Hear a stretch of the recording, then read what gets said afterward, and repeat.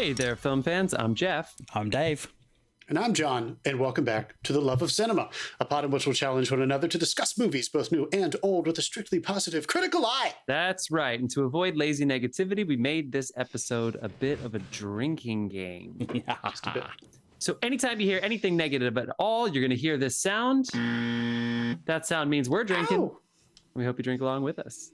So, pour yourselves a glass. Let's all say cuckoo, kachoo to Russia. I'm drinking vodka because I'm throwing my hat in as their new president. That is crazy. I mean, it's not going to be what John looks like he's sniffing his. He's like frozen up again. So, like, he just looks like he's taking a big sniff. Give me a second. It looked like he was about to snort your shot. That was great. Is this the fancy stuff again? This is a delicious mezcal from Mexico.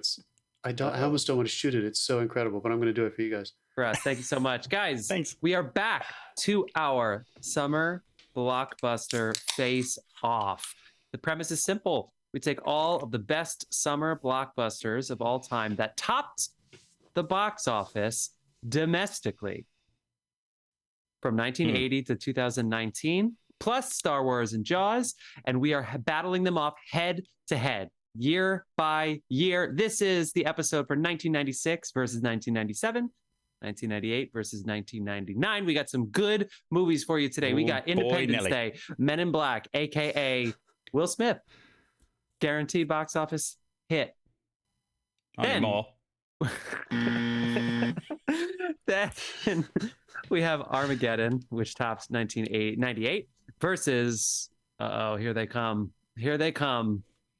Star Wars: The Phantom Menace, Episode 1, 1999. There's a little contention over which, for the Men in Black year, we'll talk about it in a second. Was it Lost World? Was it Men in Black? It's Men in Black for us. That they top the domestic box office charts. Maybe you want to sit there and be like, but the international numbers. But guys, Lost World's not winning this thing. Our So game, let's our talk rules. about Men in Black. Yeah. Lost World's not winning this, all right? We all love the dinosaur messing with the kids, but as long it's as we not get the winning names right, we're fine. That's right. Oh, too soon? Jeff got so much grief on Facebook this week. Yeah. Oh my God, I messed up. I said so many names and I messed one name up. I'm going to mess it up again. Get it right, dude. Gwendolyn Page. That's what I said.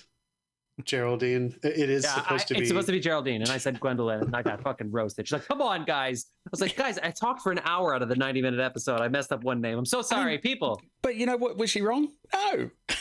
Shut up, Dave. All right. Our new buzzers are so small, Dave. Oh, sorry. You just fucking Drake. Okay, people. That's what we're doing. We're so excited. We had such a blast. Oh my God. Some hits include Back to the Future beating Ghostbusters and E.T. beating Jedi. Those are some of our favorites. And Raiders of the Lost Ark had to go home. No need to listen to those episodes. Just kidding. Speaking of box office, did you hear The Flash dropped a ridiculous 79% in its second week? Not a great first week either. It made 15 million this weekend. I think the Jennifer Lawrence comedy made more than The Flash in week 2. All right. You know what? In going through these years, we're going to give you highlights of the years, some movies that came out. You'll notice in the 90s, the comedies were so great and they ruled. There were so many summer blockbusters. Some were awesome hits. Some flopped like crazy. And these comedies, a lot of them did pretty well in the 90s. And a lot of them lived on, to tell the tale. So I'm all about a comedy, this year. Yeah, summer comedy. Bring them back. Yeah. Bring those back. Get out to the theater, people. Get out. Look alive. Doesn't have to be super dramatic. That's right. But speaking of super dramatic. John, you want to shout our sponsors out? That was not a throw to John. John, sponsors. John's gone. Dude, my fucking internet is fucking terrible today. I don't know what's going on. John's on Spectrum. You know what? From now on, we have one sponsor. The artist known as Dasein. Wow. We're going to do it, you guys. The transition has to happen. Gotta happen. Carlos, give us more beers and you're back in the group. The artist known as Dasein provides all of our music. That's Dasein. You can find the music available on all the usual music platforms. Go there, enjoy yourself. It's the music at the top and end of our shows. So enjoy, download. You're welcome. It's also the music in the middle. That's the bit that keeps getting us in trouble. Oh, yeah, that's the one? Yeah, because until we started using that, we weren't getting copyright violations. Oh, because I didn't write a theme. We have a problem where your sponsor suddenly gets famous, and you're like, well, shit, now we've got to fill out all these forms. Dasein, go listen to him. He's topping the ambient charts, people. All right. Dave, any news you wanna get off the... No, I already spilled it. The Flash thing. Yeah, dropped a lot. All right. Well, why don't we do it? Are you ready to rock it? Should we dive right into this? Let's do it. All right. See you soon.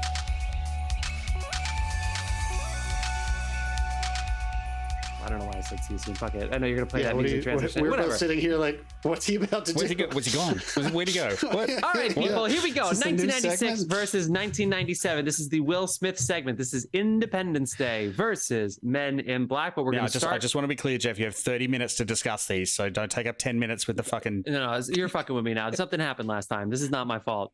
There's no way we talked about one of those movies for 26 minutes last week. Yeah. Okay. Go back and watch it. Anyone who's seen it, just call us up on the number we have and tell him he's wrong. We have a YouTube, people. All right, let's go. Independence Day topped the box office chart, so that's what we're leading with. 1996. We're going to be talking about Independence Day. John, what other movies did well at the box office in 1996? A little movie about a natural disaster called Twister comes in at number 2. Yeah. Still about almost 70 million less, so not like super close.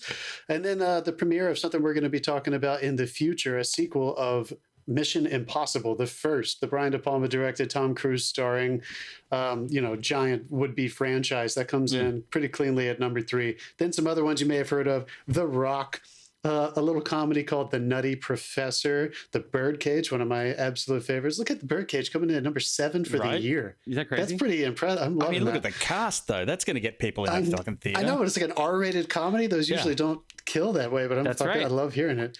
A Time to Kill, one of my favorite John Grisham adaptations from the early 90s. First Wives Club, Phenomenon, Eraser. What's up, Arnold? Hunchback of Notre Dame, Disney coming in at Those number 13. all made $100 million domestically. That's a lot. That's a lot, right? Yeah, yes. It was a that was year the for last movies. one to clear 100. Yeah, according to the numbers, that's the last domestic clearing of 100 million. So 13. Hunchback. Yeah. Then we get into Space Jam. I thought that would have made more money. Everybody 15. get up. It's And time Looney to Tunes is slam for now. some reason not as popular in this day and age. Yeah. I guess so. Could be the cross-dressing bunny. I don't know. Everyone's pissed about it. So again, we're in the late 90s, folks. You've heard of every movie in like the top 100. The Cable Guy, Courage Under Fire, Jingle All the Way, 12 Monkeys, Executive Decision, Primal Fear, Tin Cup, Sleepers, Jumanji. My goodness. I mean, there's just so many. We can 12 just list Monkeys. everything. 12 Monkeys is a perfect film to watch over and over again because every time you get to the end, you're like, "What the fuck just happened?" It's a really good. I want to call out one last movie just because Jeff has such a soft spot for our childhood Adam Sandler experience. Happy Gilmore came out in February of this year. And that probably had following up on Billy Madison, that probably like solidified him in our childhood for being like one of just our comedy icons. I sat down and watched that with my grandfather. My grandfather's not one for like swearing in movies and stuff. And when he cut loose on the scene in the office, and you can just hear him cutting loose in the background, they're just bleeping it. My grandfather nearly wet his fucking pants. I've never forgotten that image of him just piercing himself laughing. The curse is funny. The Bob Barker thing. Come on. Yeah. The Price is Right, bitch. The price is wrong, bitch. Yeah. Price is wrong. Sorry, excuse me. Alligator bit my goddamn handle. Hell no, it was. All right. Well, Jeff, you have any other standouts, or can we? Yeah, roll in? so Independence Day started a list of I think it's 10. I'm looking online, and for some reason they're really making me go through the fucking woodwork to try to find this. But I believe it was 10 straight $100 million movies for Will Smith after this, which is still the world record. It probably will always be. It's actually the highest grossing Will Smith movie until, what do you guys think is the next highest grossing Will Smith movie after Independence Day? Men in Black. Men in Black was the next year, and it was not even number 1 in the box office technically. So not Hitch. Good guess. It was Aladdin in 2019. That's right. Which we're getting to at the end of this first bracket. Oh, fuck. That's the last one. Oh, God damn it. Yeah. Okay, that's not winning this challenge. All right, anyway. Oh, man. Okay, cool. Also, spoilers. Damn. $1,200 million movies is a record. Oh my God, I forgot that I wrote that down. Cool. The average cost of producing a studio release went up 20% to $60 million. And that includes marketing. $60 million was the average studio release budget, with marketing included. And a lot of that is attributed to star salaries. So many stars were making between $10 and $20 million a pop. The Island of Dr. Moreau tanked. It's a weird story with David Thewlis and Marlon Brando. You can get into that. Nickelodeon got into movies. Titanic began production. And Scream is released on December 20th. What the fuck, people? This is so clearly a Halloween movie. I don't understand why these it's a Christmas movie. Yeah, came out December 20th, and it also they do that with like horror movies though. They avoid Halloween for some reason. Even Halloween avoided Halloween. Dumb. All right. Awards. English Patient. English Patient cleaned up with the awards. Anthony That's what you Minghella won fucking Best think, Jeff. Director, Best Picture. All right. Milos Forman won for the People versus Larry Flint at the BAFTAs, and the Coens won, or they won some other awards. I believe the BAFTA for Best Screenplay for Fargo, of course, came out this year. The acting Oscars. This is a very famous year because Jeffrey Rush and Frances McDormand won the 2 leading categories for a combined screen time of 57 minutes. And just to be clear, there are now supporting acting performances that have won Oscars that have more screen time than the 2 leading actors combined for this year, because category fraud is real. Shine? For Shine, yeah, because the little kid played like half the movie. Cuba Gooding Jr. wins, of course, the supporting actress award, and Juliette Binoche, English Patient. Ed Norton won the Golden Globe. Paul Scofield won the BAFTA. Lauren Bacall for The Mirror Has Two Faces. Joan Allen for The Crucible. And, of course, Sling Blade. Oh, John and I love watching Sling Blade. Other awards, Stealing Beauty with Liv Tyler. Them French fried potatoes. more on Liv Tyler soon, but this is a big breakout year for her, Jeremy Irons with Stealing Beauty. Okay, so here's the real story of this. I'm going to try to keep this tight here. We got a couple action movies. We got Screamers, The Frighteners, Dusk Till Dawn is a Tarantino, Rodriguez, Clooney, Keitel, Juliette Lewis movie.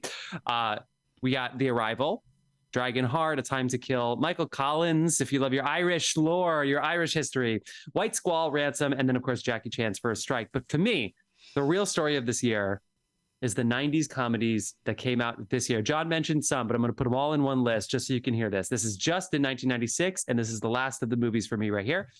Black Sheep, Happy Gilmore, Muppet Treasure Island, Biodome, Bottle Rocket, Don't Be a Menace to South Central While Drinking Your Juice in the Hood, Down Periscope, The Birdcage, as you said, Fargo, Ed, Sergeant Bilko, James and the Giant Peach, Celtic Pride, Eddie, The Cable Guy, Hunchback of Notre Dame, The Nutty Professor, Striptease, Space Jam, Jingle All the Way, Beavis and Butthead Do America, Tin Cup, Kazoo, Multiplicity, Walking and Talking, Train Spotting, Kingpin, D3 The Mighty Ducks, That Thing You Do, Swingers, High School High, Romeo and Juliet's not a comedy, but it's kind of hilarious, and Mars Attacks. All comedies with the exception of 1 or 2 that came out in this year. What a monster year for comedies. That's Congratulations. You've only chewed up 7 minutes of the debate with that list. Well, Dave, and I love it. I want to know the context. That's fucking great. God, dude, that's incredible. Isn't that a crazy amount of comedies that came out that year? 99% of those, I guess, would have just gone to streaming with smaller stars nowadays, I guess. Well, I did the thing last week with the same where stars. Yeah. Maybe I did the thing last week where there were like 8 comedies that came out in 1 month.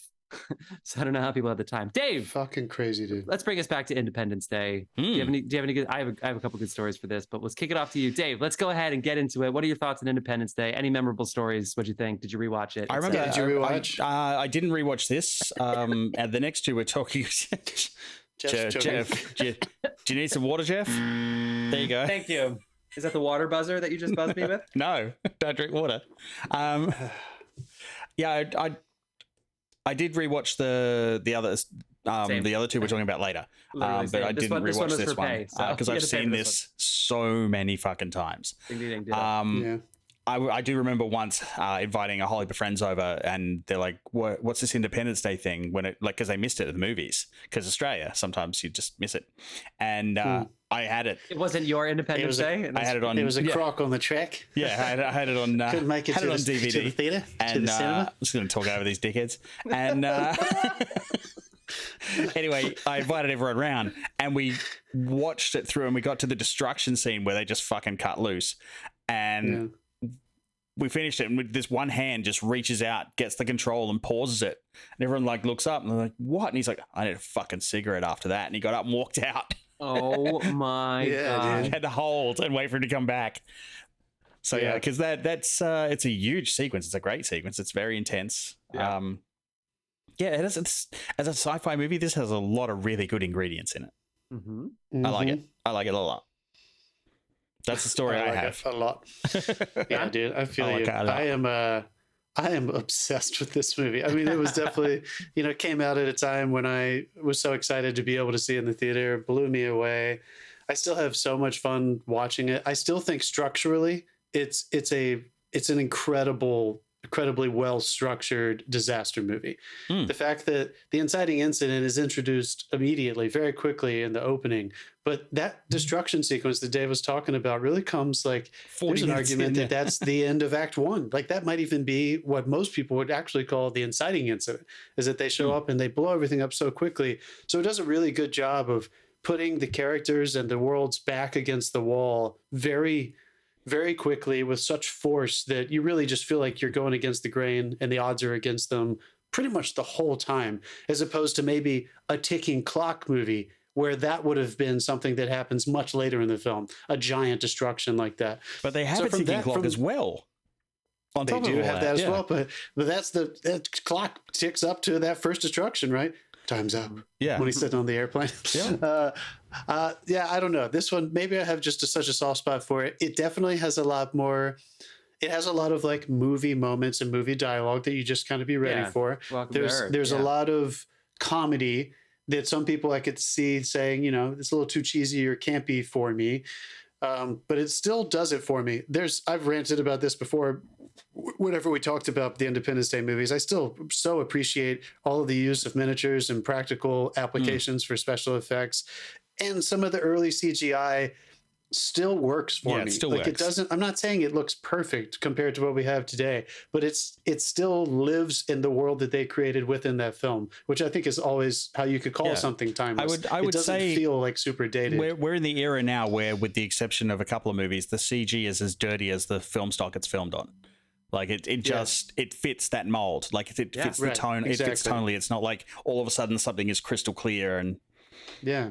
But I mean, all the fire and destruction, the sequence that Dave's friend was talking about, like a lot of that's done with miniatures and then superimposed CGI effects for the cars kind of flying out of the way as the fireball is coming. But that fireball was done realistically on a miniature set, turned upside down, or vertical. So I fucking love it. It still looks good. And as Jeff already alluded to it, this I think for a lot of people, everybody knew Fresh Prince of Bel-Air. So it's not like we didn't know who Will was, but he really exploded onto the movie star scene with Welcome to Earth. I mean, just the whole navigation of this whole role. It's so silly, but it worked so well. And it's so fucking obvious when you watch this movie that you're looking at a will be superstar. Like he's so confident, handsome, funny, vulnerable. Hell of a right hook. Yeah, I mean, he's got all the things, like all the ingredients are there. And I don't want to pass over Jeff Goldblum is fantastic in this role. Yeah. He really was known for playing two main roles in the 90s that solidified him forever. It's Jurassic Park and this. And I feel like we still mostly quote these movies all the time. He's wonderful in this. Bill Pullman is great. I think maybe watching these movies this week, maybe the only thing about this movie in context, looking back on all these big, giant blockbuster films that could have raised the bar a little bit on it, is that the female characters who are in this movie are present and supporting, but I don't know if the men have as much of a point of view about how their situations are affecting the women, the way that maybe we'll talk eventually about how Armageddon, when that comes up. I enjoyed how the stakes and the consequences for the men were bound to the women in their lives, because this is definitely a male-centric, protagonistic film. But nonetheless, I still loved watching it again. Elizabeth had never seen it, so I got to fucking watch her. And in the middle of it, she was like, "This is great," just smiling. I was like, "I know, right? It's just so much fun to watch." Yeah, these ones are definitely guilty pleasures. Jeff? So what's really funny about this is that it has the Metacritic score, the Metascore is 59, and the Rotten Tomatoes is 60 something. For context, we're going to be talking about Men in Black in a second. It has a 91. Did they possibly go back and review it after they released the sequel? So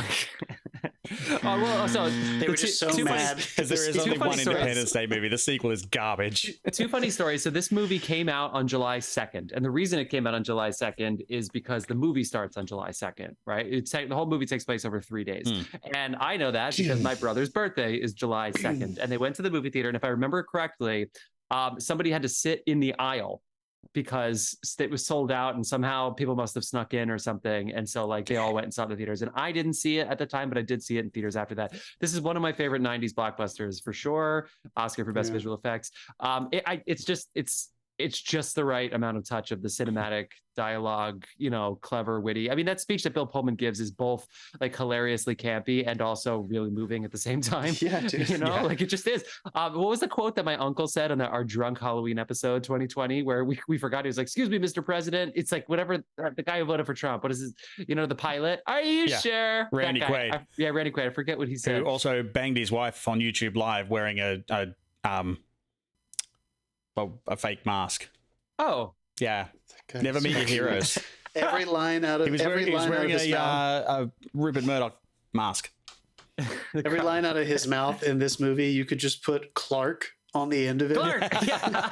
Actually, almost every line in this movie you could put on a fucking t-shirt too. That's so funny. But yeah, Will Smith was the dude. I mean, he'd already done Bad Boys, and he had already done like 6 Degrees of Separation, which, by the way, nobody in our generation saw 6 Degrees of Separation in theaters, but I'm glad the critics liked it. But yeah, this is just such a hit. I mean, so much about it. The dog in the tunnel, like, we'll talk about Armageddon soon, which is so much. There's so much shit that happens in that movie. This one, they do a really good job of like all the destruction scenes that haunted all of us, like the image of the White House getting blown up, the image of the Empire State Building getting blown up was, we just hadn't seen that kind of stuff in movies. Like that was the first time I saw every major landmark that I've ever known and loved just getting fucking destroyed. Yeah. Okay, like the White House got blown up, the Empire State Building got fucking eviscerated. Yeah, I mean that looked, but also it's so cool.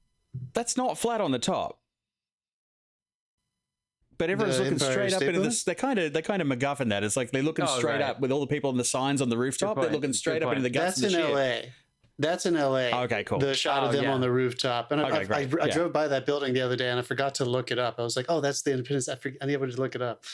Yeah, so that's a flat rooftop in L.A., not the Empire. But cool, dude. I mean, this movie worldwide would go on to make $817 million.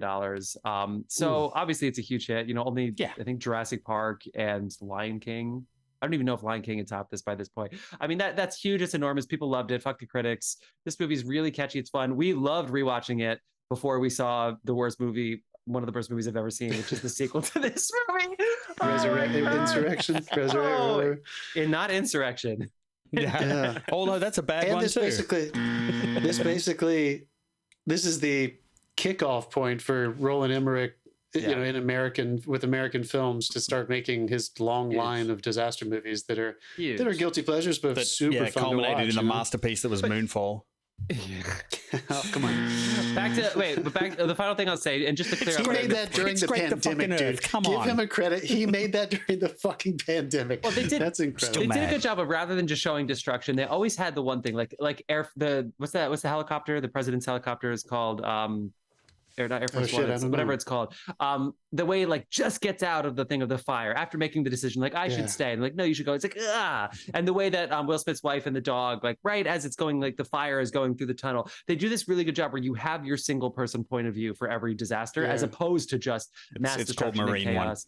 And then of course the Area 51 stuff, all of it's so good. Marine One, thank you. All the Area 51 stuff is so good. What do you want us to do? Like the practical stuff, it's so ridiculous, but I love it. And Brent Spiner in one of his first post Star Trek roles as well. Yeah, right. What a fun nerdy casting. But even shots just the practical elements. The shot where Will is dragging the alien, a hilarious little scene. Wonderful moments. But when he looks up and you see the mirage of the caravan coming toward him, and you're like, what is that? To actually have that many RVs, fuck yeah, dude. They wouldn't do that nowadays. They would have 10 to 20 and just fill in the rest with CGI. And you feel it, dude. You feel like you're in the desert with them. It just, and how cool as well when he sees that, he just kept walking slowly. This movie's cool. I don't care what anybody says. This is a cool movie. Is it a little cheesy at times? Sure. Is it moving at times? Yeah. I just think it's great. And the aliens are wonderful, right? They look so good. Oh yeah. Even that one moment, Dave, what you were saying about it lives in the context of the technical quality of the film. That one silly when it skimmers across when it breaks in the lab, Elizabeth laughed out loud at it, but not because it was not she wasn't laughing at it. She was laughing with it, kind of thing. It's kind of ridiculous. That was Alien B movie gold, but then it gets really fucking sinister straight after that. It's scary. And then as soon as you start to see the hand move in one of them, and then they doctor, and they all realize it. I mean, speaking of aliens, let's move on. All right, people, let's do it. Well, what is this going to be competing against? Men in Black, the next Will Smith movie. This one, of course, co-starring Tommy Lee Jones. By the way, this is on Max, and it is like a tight 97 minutes. I highly suggest the rewatch. As I said, 91% on Rotten Tomatoes. John, what other movies were hits in the year 1997? So number 2 and number 3 for the other summer movies, domestic, are Lost World, Jurassic Park, so Steven Spielberg's sequel to his little sleeper hit in 1992 or 3, whatever that was. Liar Liar, Jim Carrey, number 3. That's great. Again, another comedy kind of coming in and dominating. The after credit scenes for that is probably better than the damn movie, but that's good all around. I think that one. That's good fun. I really liked that movie a lot. I watched it a lot. Air Force One, what maybe you would have thought would have been 2 or 3, but Air Force One comes in at number 4. And then still reigning true in the top 10, Titanic is number 5. And then we have we had Star Wars. It was released 5 years before this, but it's still number 5. No. It was released in December. It's number like 5 on the list in a week and a half. And then the next 3 months. It wasn't one of the 20 re-releases they've done. No, this was the original release. That is confusing. I don't think that should be right, because actually this the original release of Titanic came out in December, and so most of its money was made in 1998. Yeah, it's number 1 in the 1998 because it was in theaters forever. Star Wars getting ramped up for its episode 1, 2, and 3. The new ones that are going to be coming out. I don't know if everybody doesn't remember this. They re-released new editions into theaters. Oh, trust me, we remember. Updated some of them. Yeah, A New Hope is number 6. So I mean, I went and saw. I saw those for fuck sure. I saw them at least first, you fuckers. Awesome. Fuck sure. Come on. Face Off, Batman and Robin, George of the Jungle, Con Air, Give It Up, fuck yeah. Contact, one of my favorites. Tomorrow Never Dies, Hercules, Flubber, Conspiracy Theory, I Know What You Did Last Summer, some other of the Star Wars re-releases, Dante's Peak, Anaconda, Scream, The Fifth Element, The Saint, Jungle to Jungle, Kiss the Girls, Devil's Advocate, just quickly, Spawn. where do you guys sit on the Dante's Peak volcano argument? Where do I sit? Because they released them the same, like 2 months apart, 2 studios competing. Just like next year, we're going to talk about 2 asteroid movies, right? Yeah. I think I like Volcano, but I don't know. Me too. I think Volcano is the way to go. Rock, paper, scissors, shoot. What is that? It's lava. Nobody can beat lava. Well, except my dad, I hope. I mean, come on. Fair. Moving on. God, that's good. Men in Black. Really quick. I'm going to do this fast. I promise, Dave. So DreamWorks released its first 3 movies, The Peacemaker, Amistad, and Mouse Hunt with Nathan Lane. Sony beat Disney as the highest grossing distributor after 3 years of Disney being number 1. And after 3 Batman movies, Batman and Robin essentially flopped. $238 million internationally on a production budget of $125 before marketing. So that is not good. Fifth Element would be the top grossing French film until Batman and Robin ended a franchise. I mean, Waiting for Guffman gets an R rating because of one scene and it ends up flopping, and people would talk about it for years in marketing classes as to it would have done better if it was a PG or PG-13, which doesn't make any sense because Private Parts made $41 million, and that is definitely an R-rated comedy. Titanic won 11 Oscars, tying Ben-Hur and Return of the King. Well, in the future. It had 14 nominations, which is also the most ever, tying All About Eve and eventually La La Land. Acting Oscars, Helen Hunt and Jack Nicholson, both for As Good as It Gets. Robin Williams, of course, Good Will Hunting. Ben and Matt got their screenplay Oscar. Tom Wilkinson won for The Full Monty for the supporting actor. Anthony Hopkins for Amistad won an award, and Burt Reynolds for Boogie Nights. So the supporting actor was spread out, but Robin Williams... They made a TV series now, The Full Monty, by the way. They turned it into a TV series. Yes, that's right. Kim Basinger wins. Kim Basinger wins. She gets her revenge after being written out of Batman Returns, as if Bruce Wayne didn't have a relationship with her. And then we see him next time, and he's totally single, ready to fuck. Really fun. And then L.A. Confidential was also this year. Comedies, John mentioned most of them, but some fun ones that you didn't mention. Money Talks, Good Burgers, The Pest, Beverly Hills Ninja. Hercules came out this year. Booty Call. Soul Food. Booty Call. You said Romy Michelle came out this year. Dave, there you go. And Joe Pesci. Oh, Chasing Amy is another good one. 8 Heads in a Duffel Bag and Gone Fishing, I believe, convinced Joe Pesci it was time to stop acting. Guys, we mentioned it. You know what makes me sad? Volcano is number 43 and Dante's Peak is 21. You know what beat Volcano? Speed 2. Yeah, Cruise Control. Let's go. Yeah. Donnie Brasco. Hard 8 was this year. Prefontaine. Any other good ones? I know we got to move on. McHale's Navy. And yet you keep talking. Anaconda. And Brad Pitt can't go to China anymore thanks to 7 Years in Tibet, which came out this year. That's enough. Gattaca, we talked about. Go listen to it. All right, let's move on. Oh, and The Boxer. Daniel Day-Lewis. Jackie Brown. Let's go. The Lost Highway. One of the good David Lynch movie. All right, let's do it. Dave. Men in Black. You rewatched. Men in Black. What'd you think? This is right from the opening credits. Like this fits the tone of like the graphic novel it's based on, and it just everything in this works. Like the cast works. Tommy Lee Jones is I didn't know it was based on a graphic novel. Yeah. Yeah, I didn't either. I also didn't know Spielberg or a produced comic this. series. I think it's a comic series. But anyway, Tommy Lee Jones was so fucking good in this. Yeah. And I even like later on down the track, but I still like watching Men in Black 3 just to see Josh Brolin do Tommy Lee Jones when he goes back in time. It's like, But no, in the case of this movie, it was in my opinion that what really sells this movie. Will Smith is great, but Vincent D'Onofrio turning 100%. in one of the most comedic villain performances, but sinister at the same time, villain performances I'd seen in a film, and it was just fucking beautiful. Like Edgar, your skin is hanging off your bones. That sells that movie. What is that better? Yeah, that sound. Oh, yeah. Edgar, your skin is hanging off your bones. John, what'd you think? Did you rewatch it? I did rewatch it, and I had not seen this in a very long time. I'm sure I watched it when I was younger. It didn't stay with me as I grew up. I never felt the calling to rewatch it. I did watch like the sequels as they came out, and they were less and less and less impressive. So if I'm being honest, I kind of fell out of love with this whole series and this idea. I had a blast rewatching it though. Yeah, and you're right. From the opening, it was just like, man, this is really charming, and it establishes the tone so well, introducing you to Tommy Lee Jones and then to Will Smith at the chase scene. I was just like, I remember all this. Also, I still quote the line on the park bench: "A person is smart, people are stupid." Oh yeah, some of the best wisdom out there. Oh yeah, yeah, for sure. Elizabeth, I don't know if I can't remember if she had never watched it or just hadn't watched it in a long time. I think she did see this when she was younger, but D'Onofrio, she called it at some point, like towards the end, she was like, he's the star of this movie. And honestly, like it might be true. I feel like the buddy aspect of Smith and Jones is so rock solid that sometimes, kind of like Joe Pesci with Lethal Weapon, if you have a fantastic villain and with a really good actor doing it and the writing and the direction around it to feature their hilariousness, I think this one really elevates him entirely. I think the only thing that I thought about, and I feel like this was like a little bug in the back of my head for this movie when I was younger. There you go. That maybe I thought about when I was younger, and maybe kind of was why I didn't go back to it as much as the movies that I was so addicted to rewatching on videotape when we were kids.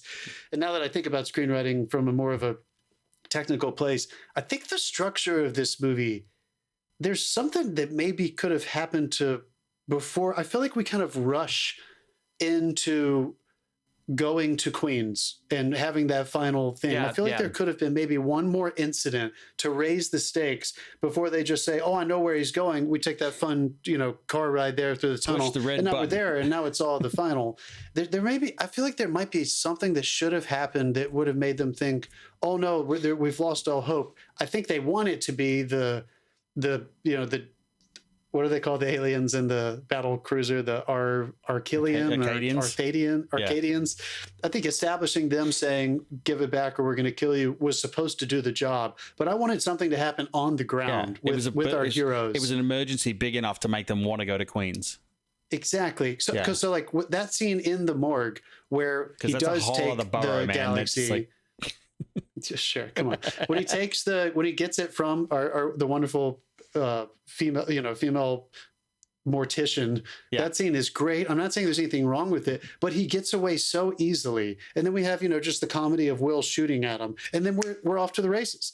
And I just don't feel like there was enough to put them again into a corner where maybe one of them could have gotten injured or she could have gotten injured or something. So I think just looking back on it now, this movie is really, really, really fun. That might be its only flaw though. And I hope that sounds like a compliment. No, it's I had a blast rewatching it. It's hasty. I mean, how many movies does it come? First of all, I love that New York is one of the main characters of this, but it's not the usual hits. It's the Guggenheim. It's the old part in Queens by basically the tennis Where the World's Fair was. Yeah.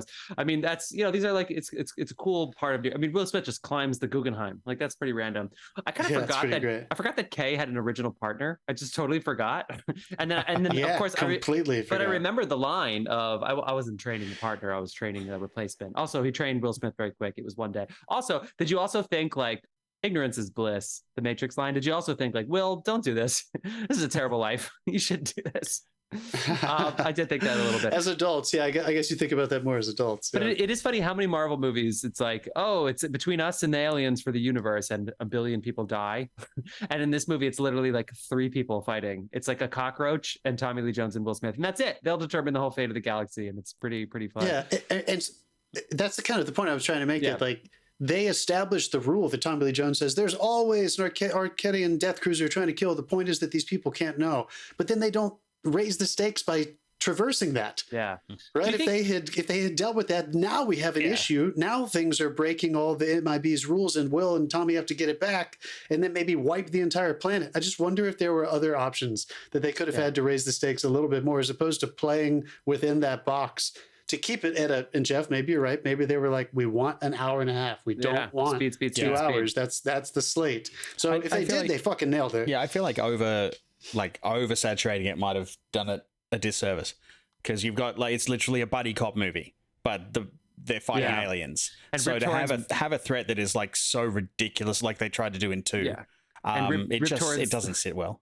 Rip Torn's like voiceover while Will Smith is doing his training montage is like it's almost like an infomercial. It's just like a little weird. I mean, the morgue scene, I forget, we got to mention her. What's her name? That's Linda Fiorentino. That's right. She's awesome. David Cross shout out, Tony Shalhoub shout out. There's so much about this that is really fun, and it's a good rewatch. I kind of liked the one we saw during the pandemic, right? With Tessa Thompson and Chris Hanna. We had a decent time rewatching that. I mean, it's silly fun. But it was okay. Yeah. I don't think I liked it very much. I didn't love the second movie, the second in the series, because it was mostly, they did because Tommy Lee Jones doesn't remember the first. He has amnesia. They just explain the first movie, like the whole movie. And it's like, oh, can we move on? Yeah, I don't remember the second one at all. Anyway, I like it. Don't bet on it, meat sack. There's good lines in this. Will Smith looks really cool. There's a good Dennis Rodman joke at the end about how he's an alien. All that was fun. All the fun allusions. So you go to the we you see Sly, and you see all these people who are aliens hiding in plain sight. Yeah. That's what I do want to give it up for we're talking about special effects and stuff. Like, again, living within the movie, I was laughing and enjoying all of the CGI and practical aliens that existed in this film, especially in like the MIB headquarters. The 4 little, the 4 little guys, like, still funny, still great. Like, it works so well. Dave, aesthetically, I wanted to point out, because I'm sure you noticed, I kind of missed the late 90s green tone to everything. This was a green New York. I fucking love that aesthetic. I know it's kind of overdone now, but I really enjoyed how they used that in their production design. I was just thinking about it a lot. It was so beautiful. I wonder, was it a choice or a film stock restriction? Tone. Yeah, who knows? Because it worked for me. What film stock did they use? Let's have a look. Take a look. The last thing I'll say is that I also loved Will Smith's reactions. Honestly, like, I think one of the things that makes him so cool is not just the lines, like, they don't see me, you and me, as I make this look good. It's the reaction, like when an alien jumps at the Guggenheim and then is running away, and Will processing it is like better than any line he says in the movie. Just like him looking, be like, well, I'm not jumping off this. Like, he's really, it's fantastic. How do you think they did, Dave? How do you think they did that shot where dude leans back and off the Guggenheim at the opening, and you watch him go all the way to the ground, and like, it looked so real. I mean, it looked so good. I don't Tommy Lee shaking the pug. I want to know how they did that too. Oh yeah, really cute. Yeah, that was it was Kodak Eastman they were using on that. Huh. Oh hell yeah, the greens really put that, and yeah, 100T, 200T. Usually it's Fuji for green stuff. That's fantastic. They used tungsten the whole way through for daylight, so that'll definitely give you a little bit of a tinge. I don't know if it goes green. I know what I wanted to laugh about with you guys. I remember even as a kid being like, what a weird little montage. Will's thinking montage at Battery Park after Tommy Lee walks away, and it just goes to late afternoon, sunset, night, Oh yeah, and he's just Early sitting on the morning. bench. Yeah. And it's like he doesn't hasn't move. left. We've been here a It's like, while. did they not get a permit for another? He doesn't go on a walk. Yeah. He doesn't go see the No. places he's gonna not be able to visit anymore. He doesn't It's go visit so his family. ridiculous. Yeah, he just sits on the bench. That made me all laugh night. so That hard. feature this is in time. video games now. You can like hold a button down to just like skip 12 hours, and it does the whole sky changing shit. All right. Oh, that really made me laugh. All right, that sound means we got to Come on, wrap that's this. funny. That's that is really funny. That sound means we have to wrap this segment up, and we got to vote. Only one can go on. man. Only one can advance. Sounds hard. It is hard, you guys. This one's not hard. All right, you go first then. It's Independence Day. I'm going Independence Day too, mostly because of that structure thing I talked about. It was pretty evident to me this time.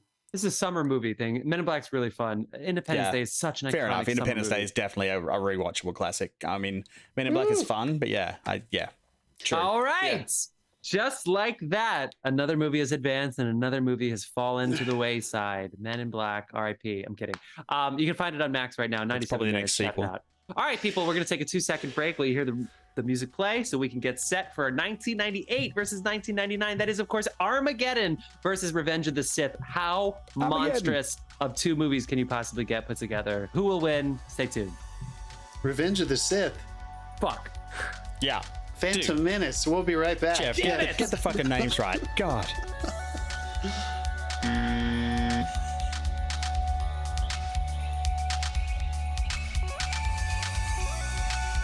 All right, well, we're not even talking about that right now, all right? We're talking about 1998's Armageddon, Armageddon. which, as we mentioned a second ago in the other series, technically Titanic made the most amount of money in 1998, but this was the biggest summer movie blockbuster in 1998, which is the point of our series right now. John, what else made some money in 1998? What else made some money? Saving Private Ryan, which I was talking about, like the R-rated comedies. I think this is fucking awesome. Saving Private Ryan, a very intense R-rated war film by Steven Spielberg, which ended up really rescuing DreamWorks. If you were ever looking for a movie that grabs you and like head fucks you in the first 5 minutes, this is Head fucks you? Yeah, It's like 20 minutes. Yeah. So that's number 3, behind Titanic and Armageddon. But the R-rated comedies are still alive and well. Number 4, There's Something About Mary, Farrelly Brothers. I mean, Wow. fuck yeah, dude. That's fucking great. All Number because of the 5, jizz in the hair. Water Boy. Yeah. That's The Water Boy. This is crazy. Dr. Dolittle. That's 4, 5, and 6, folks, in the top 10. Then we got our other asteroid companion film for the year. We were joking about Dante's Peak and Volcano. Now we have Armageddon and Deep Impact coming in at number 7. But you still have Rush Hour, Hell A yeah. Bug's Life. Wait, also, fucking A Bug's Life and Godzilla. Ants came out the same. There's like a month apart. A Bug's Life and Ants, the two, bug movies. super weird. I think A Bug's Life had a super better weird marketing stuff. campaign. Yeah, but Ants had Woody Yeah. Allen. Which Yeah, is, DreamWorks animation. I just listened to the whole like DreamWorks like book. It's interesting listening to that stuff. Godzilla, Roland Emmerich's follow-up to Independence Day. The Matthew Broderick. Who else was in that with him? Lots of people. Yeah. That was number 10. But then you have, Lethal Weapon 4, The Truman Show. Love that movie. Yeah. Mulan, Enemy of the State, The Mask of Zorro, Ants. The Rugrats movie, I don't even remember that. The Wedding Singer, God, Adam Sandler was killing it. That's 2 fucking Dude, The Wedding Adam Singer Sandler still movies. holds up to this day. How is that Wedding one not Singer's good. higher than The Water Boy? I'm No, kind of like, I like again, that movie way this more is- than The this Water is Boy. one sucks. It really sucks This because is one of the kids, we ones that wanted to see they The Water found Boy. later. It's one that Kathy everyone found Bates? later. Foosball. I guess you're right. Blade, Lost in Space, A Perfect Murder, Everest, Prince of Egypt, another SKG DreamWorks animation. I still thing. like the first hour and 10 minutes of Lost in Space. Yeah. Yeah, come on. These are great. U.S. Marshals, Follow Up to the Fugitive, Yeah, Men in shout Iron out. Mask, Snake Tommy Lee Eyes. Jones. All right, Jeff, give us some context, dude. Titanic carryover. Terrence Malick returns with The Thin Red Line. Blade I saw in theaters, so shout out. Thin Red The Line. Oscars, this is the famous Shakespeare in Love versus Saving Private Ryan year, where Shakespeare in Love won Best Picture over Saving Private Ryan. Shakespeare in Love, yeah. You heard Fucking Weinstein. that. Yeah, fucking Weinstein. By the way, that is Weinstein's only Oscar, technically, that he personally owns, is Shakespeare in Love. Wasn't worth it. Roberto Benigni wins Best Actor in a surprise. He beats Ian McKellen for Gods and Monsters. Michael Caine and Jim Carrey was famously not nominated for The Truman Show, despite winning the Golden Globe for drama. Interesting. Weird. Golden Globe comedy doesn't always go on, but Golden Globe drama is almost always nominated, but not for The Truman Show, not for Jim Carrey. James Coburn wins for Affliction, but he beat Jeffrey Rush for Shakespeare in Love, Billy Bob Thornton, and Ed Harris. That can't be right. Robert Duvall. This is a monster category. That's a big category for supporting actor. And then Judi Dench in the second fewest amount of minutes in the history of acting categories at the Oscars. She wins for 8 minutes in Shakespeare in Love, and she beat Kathy Bates. Okay. I mean, Half Baked, Spice World. I feel like we've done a pretty good job with this. Blues Brother 2000. Big Lebowski, did you Spice mention? World so many times. There's some honorable mentions. Wild just because Things, Primary Colors, yeah. Big Lebowski. I'm a huge fan of the movie Small Soldiers. Pleasantville came out. L.A. Confidential. Yeah, I fucking love that movie. Sliding Doors. There's another famous Can't Hardly one. Wait. The Broderick Godzilla. Can't Hardly Wait. Oh, Dirty God, Work. That really. 7 Days, 7 Nights. Mulan, I really like. X-Files movie. Dr. Dolittle, you mentioned. Out of Sight. These are good. Small Soldiers is one that was on TV a lot. And I liked Mafia with Jay Moore. That was pretty fun. The Parent Trap, if you're a Lindsay Lohan fan, of course. Drew Barrymore had Ever After and Home Fries. Dave, you remember Apt Pupil, the Stephen King short story adaptation with Ian and Brad Renfro? I wasn't a fan of the movie. Good. Interesting. Yeah, not as much. It's a great short story. I'll give that to you. Rounders, All right. Pleasantville, Elizabeth. I mean, Kate Blanchett was so good in Elizabeth. Rushmore, people. You've got Male Patch Adams, and How Stella Got Her Groove Back. How is Tay Diggs at a household movies name were after that? fucking Cool. king at the time, dude. The funny thing is, a lot of the movies on this list have serious fucking staying power. Like some of them are still classics today. I mean, even Snake Eyes. Did we say that? Come on. All right, let's go. Yeah, folks, do you remember when you had trouble? You would go, first of all, you would get your newspaper and you would turn to your local cinema page. Oh, so great. And you would have trouble deciding which movies to see Friday, Saturday, and Sunday of that weekend because there were lots of movies out every weekend. There were movies coming out every weekend. But and fortunately, if we don't see it this weekend, fortunately they stayed in theaters for a long 6 weeks. Yeah. We have time to see them, but of course it built up just because the slates were huge. God, this is making me so nostalgic. And now you got Tom Cruise running around punching everyone trying to get his IMAX screens. Come on. I want him on his IMAX screens too. Yeah, me too. Dave, did you rewatch Armageddon this week, which is also available on Max? I watched Armageddon this afternoon. Whoa. Nice, dude. Are you exhausted? We have the two to talk about, Star Wars Phantom Menace and Armageddon. I watched them both this afternoon. Oh yeah, I thought you posted that. What a Sunday. Yeah. What a Sunday. And Armageddon, dude, everyone loves to hate Michael Bay, but fuck, the dude can make an action film. This thing just grabs you and doesn't stop. Like every time it looks like it's getting slow, something happens. The pacing in this is fantastic. They gave the fucking meteor its own personality and sound effects and shit. So every time you hear that, you've got to be scared. The premise is ridiculous, but they somehow pull it off just by it's like, we're just going to go with this. Come with us or don't. Like it's a really good fucking action movie. Awesome soundtrack. Bruce Willis is at his best around here. Like Die Hard's great. This is just as fucking good. Like he is nailing it at this point. He's like in command of this. But what a cast. Like fucking Billy Bob Thornton, Ben Affleck, who in my opinion at the end of this film does some of the best acting I've ever seen him do. Steve Buscemi steals the show every time he's on fucking screen. I mean, every line he says that he's like a sex addicted, like a loner. I mean, it's brilliant. Yeah, it's like you could not get a better ensemble for the action team. So good. John? I completely agree. I'm not gonna lie. I think in my evolution as a film watcher, I think I also had gotten kind of tainted by Michael Bay in just his persona and the kinds of movies that he's already working on, after this all the way up to Ambulance last year. I kind of just got a little fatigue. Not saying that he isn't extremely talented, but I loved rewatching this. I had not seen it in a long time, and for all the reasons that Dave just listed, it's not. The question is, did you get fatigued or did he get fatigued? Because you can watch Ambulance and be like, this is okay, and then you watch Armageddon and you're sitting there glued to the fucking screen. So it's did we get fatigued or did the filmmaker? It's a good question, because I wonder if can you imagine how much, like Michael Bay, unlike James Cameron, and I would put him in that world of big event filmmaking. James Cameron takes years and years and years off between films. It must be exhausting making a Michael Bay film and having to steer that giant ship with these huge budgets. Editing that on film.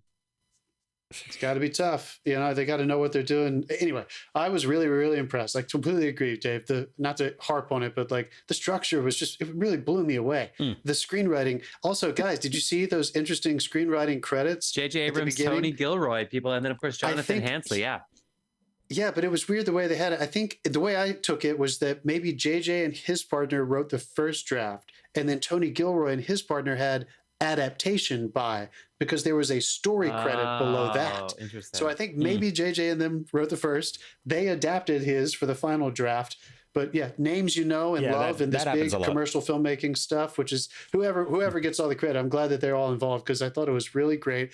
This screen rating and the structure for this kind of action movie, it's a fucking lesson. You think every time you think they're going to solve a problem, fucking throw them down the stairs. Yeah. John Wick them down to the bottom of the stairs. Yep. Like every time they turn around, there was an issue, and that's why it's exciting.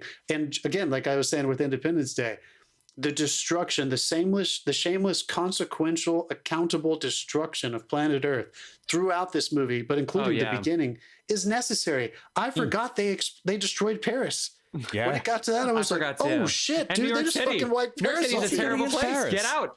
Yeah. And why did all of these meteors hit the tiniest specks of the planet? These cities are small in the grand scheme of things. And New York City got hit by like 17 I had comets. to laugh. I did have to laugh when they cut back to Paris after that. And what's the thing that stands in the big roundabout? They had the fight at it in John Wick. Arc de Talleyrand. It's still standing, but the fucking crater from the meteor is right next to it. I'm like, what is that fucking thing made of? Yeah. We laughed about that, dude. That was funny. I think my only criticisms that are, and these are just, this is Michael Bay, whether we like it or not, for better or for worse, you agree with it or you don't agree with it. Some of the over-sexualizing of Liv Tyler was just not necessary for storytelling and felt a little bit like, don't you want to watch Ben Affleck sit behind her in one of the, when Bruce Willis finds them in that, and they're like, he's like kissing on her back and pulling her dress strap down. And they're supposed to be like saying goodbye to each other. And they're sitting in the back of a rocket engine. I was like, this is just so contrived and sexualized. It took me out of it a little bit versus like, it doesn't take me out of it the way he directs his action. Sometimes that romance stuff and the way he did it was so... Like the animal cracker, like the animal crackers line. Even when that came out, everybody was like, "That's cheesy." Right? Of course, but it's the way it's framed because people would do that. I don't know if they would be on that structure if they had one night to spend with somebody. And I've done kinky shit with animal crackers before. But I don't know. I just feel like it could have been. It could have been a little bit. Anyway. That one, and then that much sugar is not good for your butthole. His sentiment and nostalgic take on like the way he showed America. Those slow motion things of like, what era was that supposed to be in? Those white future Proud Boys running around in fucking rural America with like farmland behind them and shit. I was like, what time is this supposed to be? Show an urban setting. Show people who aren't white. I thought it was kind of weird. They showed the urban setting. It was still deserted. I know it was. So that weirded me out a little bit. Like he did it a lot in a very sentimental way that I just thought, just a few of those changes would have heightened this movie to something that would have reached and made us feel like we were all... if you're making a movie about Americans saving the world, cater to the Americans, dude. Like, they're the audience for this. That's not just what America looks like. I don't know. I just thought that was a little bit weird. But that's what everyone else thinks America looks like. You're probably right. So those are really my only hardcore, it was a little distracting whenever those things would happen. But otherwise, I was really moved. My little personal story for this film, Dave, you kind of mentioned it already. I saw this movie for the first time on a band bus when we were driving 5 hours to some competition. Damn. They put this thing on, and when he take care of my little girl and throws... I know, right? Throws Ben back in the thing and hits the button, and Ben's freaking out. I think I cried, and I remember crying in front of people and everybody kind of laughing at me. And I was like, "Oh shit!" It's like one of the first times I cried in a movie, and he really brings it, man. Dude, I was really impressed. Her conversation with him when she's like, "Daddy, no." Apparently, Daddy, no sets me off like crazy because that did it. The whale did it. Yeah. You get that girl just break down, and it's. That was where the tears came from me. And so because I alluded to it earlier, let me just bring it back. This was what I was talking about. I did just say the over-sexualizing and the sentiment, but I did enjoy that because there was the father-daughter dynamic and the hopefully future, fiance boyfriend dynamic with her as well. you could share, the stakes were imposed upon us to think about the consequence of losing her or her losing them the whole time, as opposed to Independence Day and like those, it felt kind of when we were not in the same scene with them, we weren't thinking about it. But I liked that raised the stakes throughout the movie, building to that final climactic emotional moment. It's all about her. That's who they were both fighting for. Well, it's funny. That's a great really tool. Well. Joss Whedon used to famously use that in Buffy. It was like whenever he wanted an emotional reaction from the audience, he made Willow cry. Oh, so nice. It's like that sort of becomes a tool as well. She's the human element that, like, she has no power to change any of her situation. It's all happening around her. So almost like the whole thing could be from her perspective. So I like the movie too. This Jeff, we don't care about what you think. Yeah. You still here? This had a $140 million budget, about 14 of which went to Bruce Willis, who they arced him perfectly. I mean, like, if honestly, he's yelling at first where he's hitting the golf clubs with the Greenpeace people. Like, I don't know if that would work as well today, but like the shotgun at Bet Affleck, I mean, that again wouldn't work today. Straight on the back of that, I'll give you $50,000 a year. Yeah, $50,000. What a generous amount nowadays. Yeah. I mean, the cast is unbelievable. The cast, let's just say it. Bruce Willis, Billy Bob Thornton, fuck yeah. Liv Tyler, obviously Ben, Will Patton, Steve Buscemi, Owen Wilson, who is like a year out of Rushmore, William is it Fichtner or Fitchner? It doesn't matter. Michael Clarke Duncan. I mean, Keith David is in this. Jason Isaacs has like a cameo kind of part in this. This movie is so stacked. It is so fun. Every single thing that can possibly go wrong goes wrong. But we are grounded by the fact that why do we fight? We fight for family. And the Bruce Willis, Ben Affleck like tension is really works. The fact that he doesn't want to work with Ben Affleck, I do think they sold that well. This is the year after Good Will Hunting, so this is essentially Ben Affleck's first big star role. The Steve Buscemi lines are so funny. My favorite line in the whole movie is oh fuck, I wrote it down. Oh, if I were to kick you to the balls and you don't know how to work them, what happens? And he says, I float away. Yeah. And Steve Buscemi goes, yeah, when do we start training for that? Like, this is literally like the day before they go to space. They land on the moon. He's got like space dementia. He's like, I would really like to take on this responsibility. Like, baby, I want to make babies. Oh yeah, for sure. I mean, they also seem like they're good at drilling. I do think that matters. I love that Bruce Willis, I call it the Why We Fight montage, where he's like, we need these people to go out and fuck for 6 hours before they go. Unlike Apollo 13 or something. There's just so much about this that works. They have to go to the Russian space station. They have to go to the moon. They have to zip around it. And it's like all of these things seem really fucked up. It's a little too exhausting. It's exhausting, people. This movie is really hard to sit through. It really is. It's so long. And every single thing that needs to go wrong goes wrong. But at the same time, they really pace it well so that when they get to the Bruce Willis moment, are they blowing up a meteor or making a film? Fucking hell. Also, the CGI did not age well to the fact that, like, weeks before this was going to hit Earth, it looked pretty close.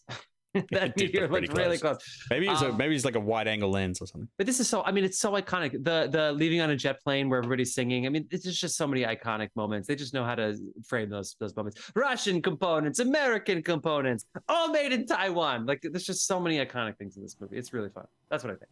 How many 360 wraparounds did you count, Dave? I mean, $140 million budget. What is that today? What is it today? $300 million for this movie to do what they did? Probably, yeah. They could make it for 120. They just won't pay the writers. Is that what it is? Yeah. And they wouldn't have those kinds of stars. No, not the way stars are paid today. No, they'll get back end. I thought you meant the visual effects. Like this. Bruce would. Well, they would, but they would also they wouldn't work for scale and get back in. They would still negotiate an enormous amount. 5 and 5. Yeah, I can see. I don't know. We'll see. To be honest, I don't think this movie could get made today. For a lot of reasons. Yeah. This made me sad for Bruce Willis. Just want to say that. Yeah. Thinking about you, Bruce, man, you were the fucking man in this movie. And all this, like, as Dave said, you were just crushing it at this period. He came to the diner, met him a couple times at the diner. Nice guy. Yeah, dude. His wife made him face the door, and you could sit here and be like, he's like, I know. Let me tell that story really quickly, just because it's so good.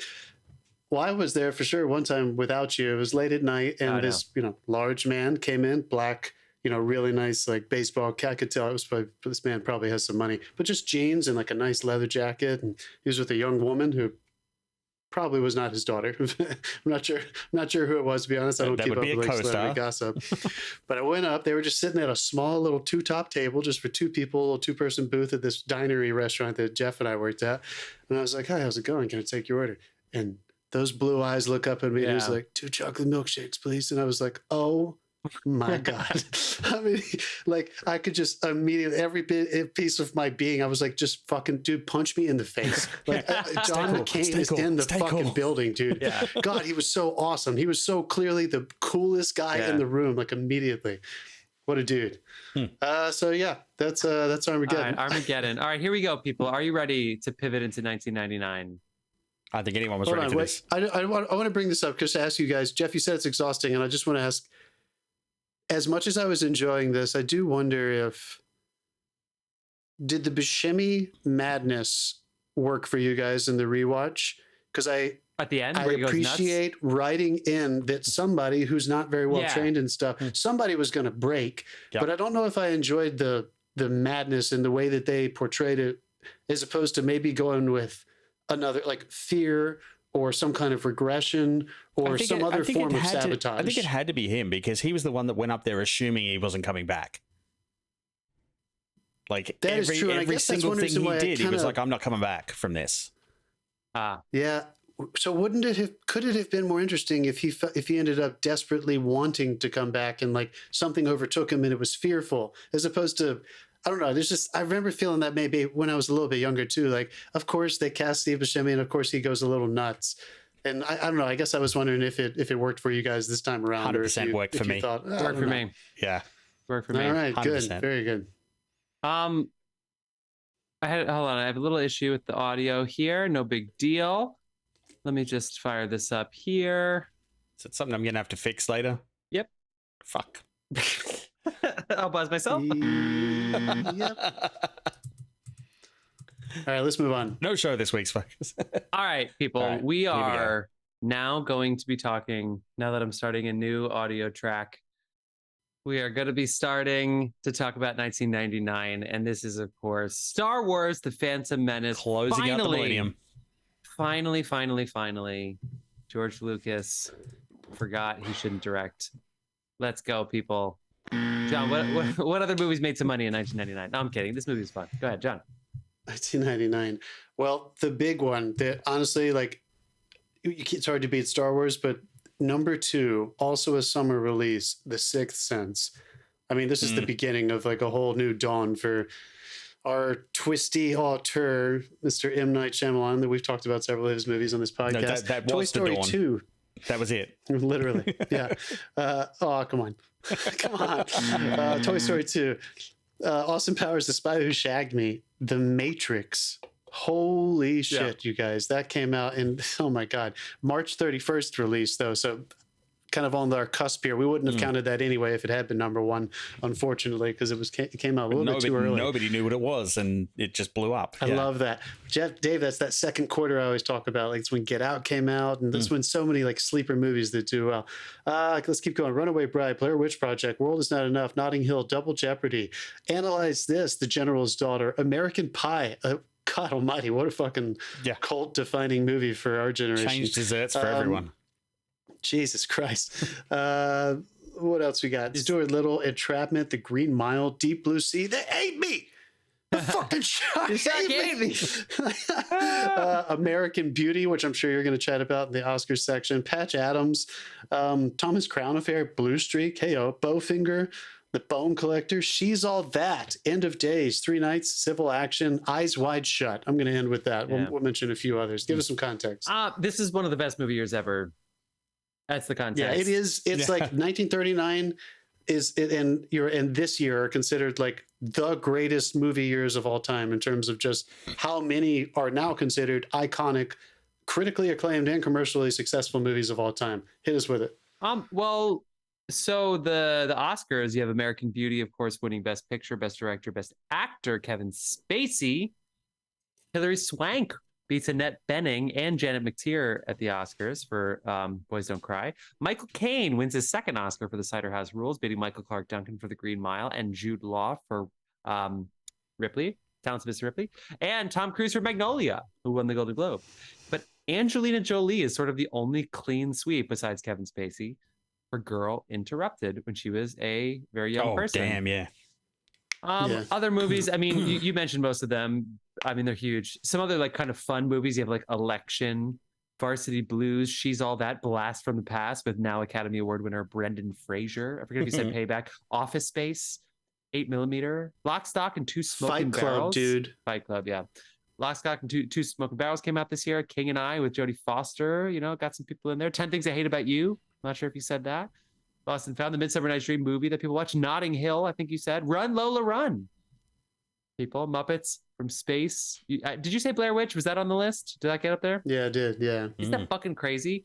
And then, you know, there's just so many movies. Bone Collector, Dogma comes out this year. House on Haunted Hill, Mystery Alaska, Double Jeopardy. Yeah, can somebody get the Dogma rights back off Weinstein and get a fucking release of that thing in the US? Yeah.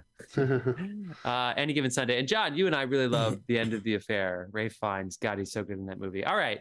I think that's enough for now, but this is a fantastic. Oh, and Superstar will get us Will Ferrell and Molly Shannon. Let's go. Okay. Dave, you rewatched Star Wars The Phantom Menace. I did. And it's really funny because my wife famously won't watch these. She sat there and did something else. Like she went and saw this when it came out and she was so pissed off.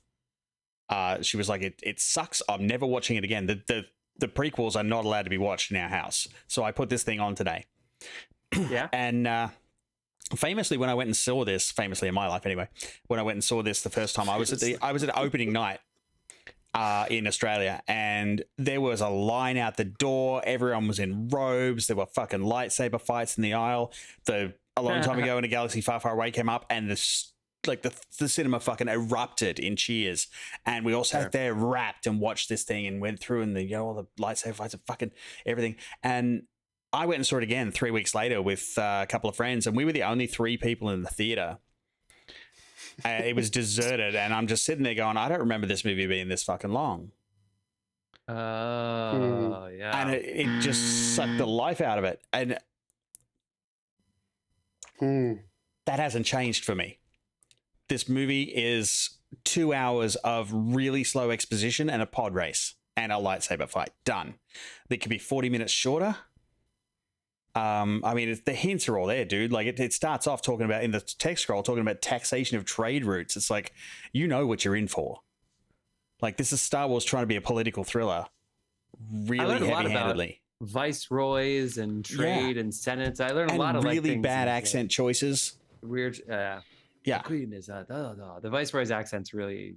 It's like almost all of the only thing I will say, and I was talking to John just before we started this, is the fact that like Hayden Christensen, who got shit panned for the trilogies, and the guy who voiced Jar Jar Binks, who basically had to delete his social media, he got depressed.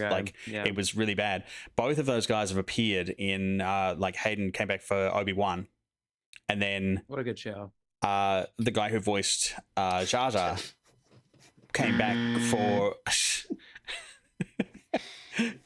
Came back recently in a cutscene for, I think it was in Mandalorian, where he rescued Grogu, and everyone was like, "Oh my god, he's so fucking good! Let's get him back!" And he got the love that he finally, deserved. Like Jar Jar was a terrible choice of character. It was a cutscene though. It was a cutscene. No, it was in the show, but it was like a side flashback. Sorry, flashback. I thought you meant like. I've been playing a lot of video games lately. Okay. I was like, he was so good in the scene. It was good to see them like get the love, because he got a bum rap on that, because that character was terribly written, terribly designed, and it's possible he's a Sith. Guys, these movies are for kids, and George Lucas is a grandpa. I don't know what else to say about it, because there's some fun stuff in this. I mean, the reveal of the 2 Jedis at the beginning is fine, but the jokes are so grandpa jokes. Like, they're not funny for kids, and they're not funny for, I don't know who they're funny for, but like the opening reveal where the 2 Jedi are, and it's them, but I didn't know who Qui-Gon Jinn was. So like to see Liam Neeson in this, I thought that was pretty fun. It was obviously he was going to die. It was obvious he was going to die. Oh, that was great. Like that whole scene is fantastic. And then you can skip the next. You can skip the next 40 minutes. Nothing of consequence happens. I'm with you. It's something. It's like everybody I feel like has memorized those first 15 minutes or so. There's always a bigger fish. There's always a bigger fish. is a little. I mean, they clearly were going effects happy in that little like in the pod thing. Not pod. That's the wrong word. Yeah, in the little boat with dude, the there's like not a real, underwater. there's not a real set in this thing. Like he green screened the fuck out of everything. And then of course they have to go to Tatooine, which is fine. You see Annie and C-3PO and stuff. And I don't know. As a kid, that really worked. I knew. Here's what I knew. I knew I was going to be playing the pod racing game. I knew I was going to play the video game. When the movie came out, I was like, they're going to make a video game of this. And you know what? They did. The Darth Maul character with the two, and then especially with the lightsaber reveal. I mean, that is like that. They nailed it. It's clearly like on the whiteboard. They circled those moments and said, "These are the highs of the movie. Write us the rest of it." And you're right, Dave. You're right. It's too bad because it's still really fun. The other thing that gets really creepy is when you get to like episode 3 and look back and realize that she's supposed to be about 14, he's about 7, and he bangs her later. And it's just like it's a whole Dear Evan Hansen moment. It's like that age gap is not right. Dave, you're like sand. John, what do you think? Okay, you're getting that one.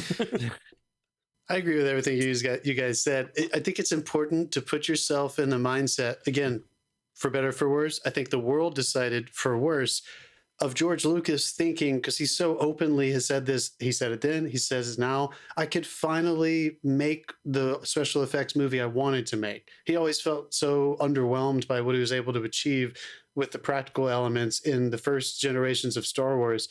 And too much of a good thing. I think it ended up eating up the sequences, ended up getting in the way of storytelling. And the storytelling choice he did make to center it around a young child ended up being this film's, for me, ultimate detriment.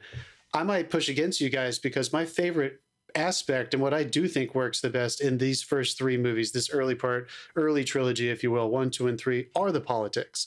I like those aspects about number 2 and number 3 especially. I think they get really interesting. I was always very curious. How did the emperor become the emperor? It's still politics. Yeah, that was so true.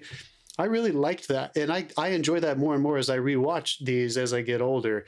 But this one is always hard for me. I struggle with children on film acting just like insanely zany and happy all the time, especially if they're supposed to be like really gifted and stuff. It just feels so unrealistic and campy. He doesn't feel like Darth Vader. Sorry, also, like not at all. And again, I know that they wanted to like you need to push against that in a way so that when the turn comes, oh my God, smart. Harry Potter actually did that well. Harry Potter did that well. Right. I think so too. I think there are good examples of when this gets pulled off. And unfortunately, that's just the detriment of this film. And you're right. It really can be looked down as like really cool opening sequence, establishing the Jedis, fun pod race in the middle that was like, God, we better have something because this is such a boring sequence on Tatooine. And then a really epic, big space dogfight / Star Wars classic, lightsaber battle between some Jedis and a Sith at the end. Yeah. But also, I think the sequencing and the structure of that battle at the end is good. But straight after that, they're like, okay, you're now a master and you're going to train him. Did they miss a golden opportunity there to show the Jedi trials? Because that's an element they've never shown. Staying outside of the Jedi politics quite as much, it seems like kind of he wanted to keep them like shrouded in mystery a little bit, I guess. Yeah. But they just, I don't know. when you go into lore like this, I think we made this argument when we were talking about the franchise phase, or at least I did. The morality tale archetypal structure of the original 3, 4, 5, and 6 were so cleanly built around Joseph Campbell's, hero's journeys, structures, that these tried to be something different. I tip my cap for wanting to do something different. And there are elements of them that I love, like the politics. But ultimately, I think they ended up just being eaten alive by trying to maybe give a little bit too much time to certain elements and not having the courage to delve into more of the complicated issues like the politics and like the Jedi religion that maybe would have given us even more circumstance. Who the fuck mows the grass in that field? Is it? Damn it, I hit the wrong one. This was just. If I have to attribute one word to Phantom Menace, it's just silly. It's a silly film, and I just can't. I just don't. There's a reason I like Andor, and I like Empire Strikes Back, and I like the more adult. I like Revenge of the Sith more than Phantom Menace. This is just such a shameless child's movie. I even like Attack of the Clones better than this one because they split them up, and you have two storylines with the investigation and that sort of thing. Dude, there is a gigantic political intrigue that is happening that eventually we kind of follow Ewan as he navigates that whole thing, and it's fucking fascinating. All of that is so fascinating to me. This one is, it's a shame it's bogged down. Let me pitch you guys an idea. What if Anakin had been a background character? Like, all those story beats did happen. There was a boy on Tatooine that we took under. There's a boy that we found has immense power.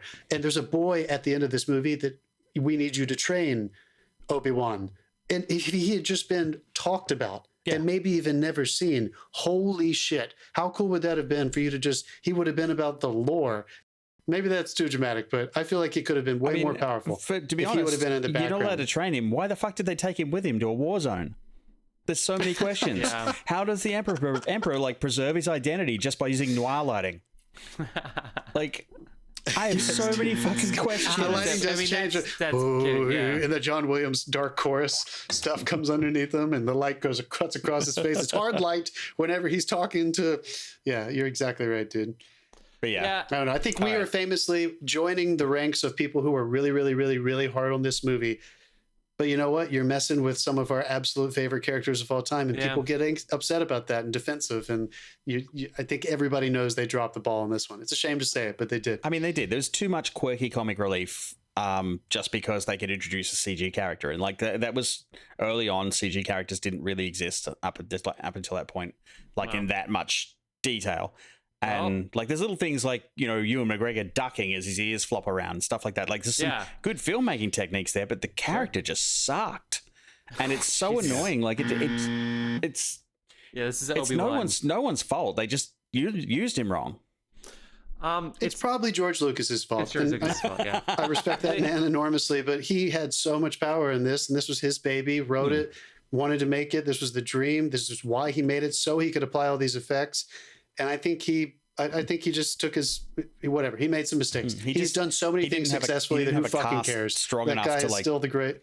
That's strong enough to band together and come up and go, George, nobody talks like this, like the original. I guess, maybe there weren't enough people to say no. You know, he's still a fucking goat. Like, who cares? He's allowed to mess one up. He fucking nailed everything else. So, all right, Jeff, so what do you got? Armageddon. Jeff, we can't hear you, bro. I thought I couldn't hear you.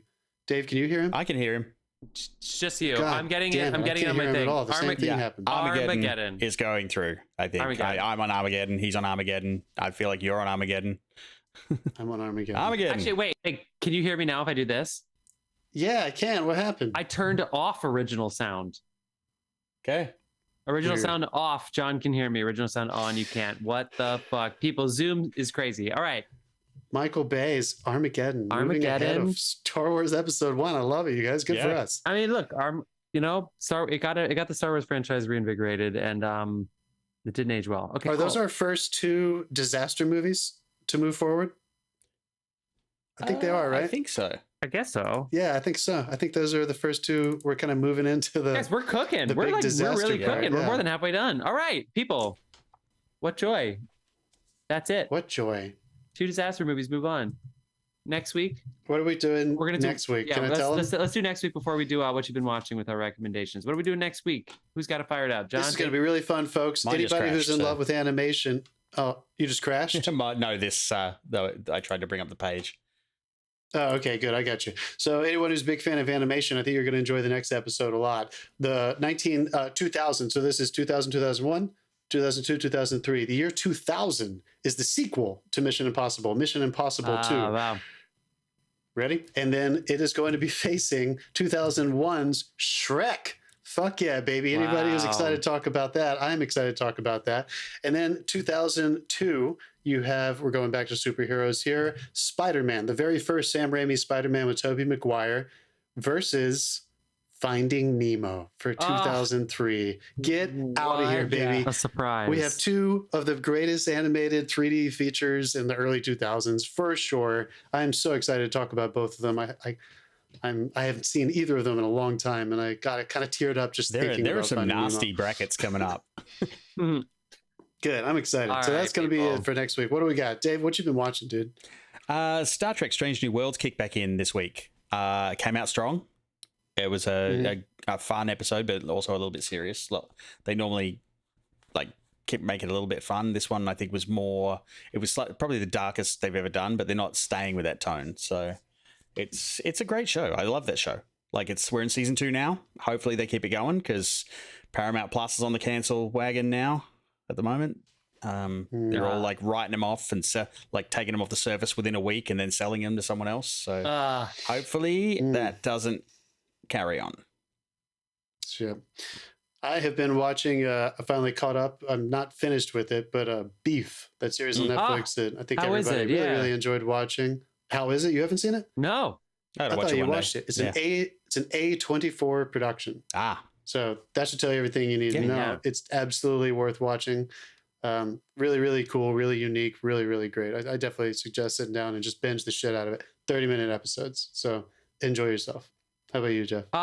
Not much, except I started The Bear. The Bear I started, and that is back for season 2. They dumped all the episodes, so they're all available. I will have finished it by next week, but God, I love it. I love it so much. And they pick up, like, luckily they ended season 1 in such a way that was like, I love this in comedies where you can go in a million different directions. You're not just like, well, now we have to pick up where we left off. It's like, okay, there's so much we can do. Let's have some fun. The Bear, people. Yeah. Good stuff. Hulu. All right. Great. Can't wait to talk to you guys next week. Let's see what we got. We got at least 1 or 2 Disney Pluses in there.